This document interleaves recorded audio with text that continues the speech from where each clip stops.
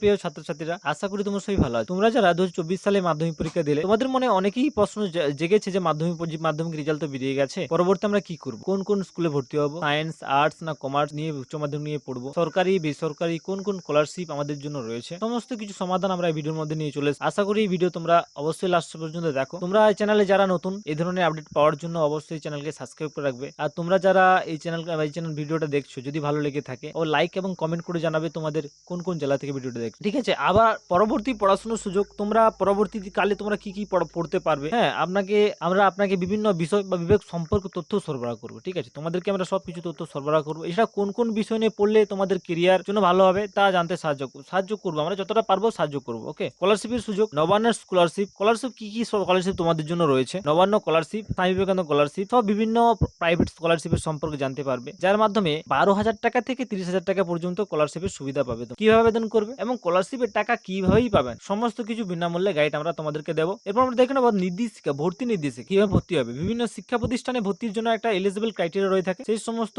Eligible criteria মেনে তবেই ভর্তি নেয়। বিভিন্ন শিক্ষা প্রতিষ্ঠানের ভর্তির প্রক্রিয়া সম্পর্কে জানতে পারবেন, ঠিক আছে। কোথায় কিভাবে এবং আবেদন করবেন তাও জানতে পারবে, কিভাবে তোমরা আবেদন করবে, কোথায় আবেদন করবে, ঠিক আছে, সবই জানতে হবে।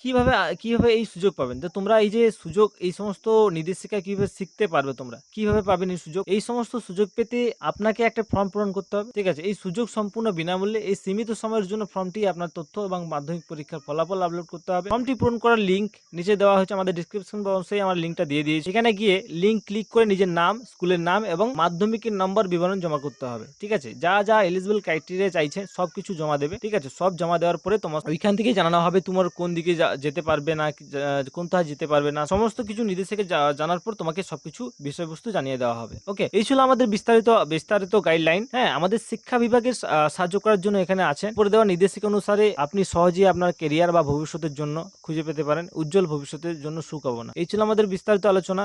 ভালো লেগে থাকে লাইক এবং সাবস্ক্রাইব করে রাখবে, ঠিক আছে। এখানে আমরা ভিডিওটা শেষ করলাম।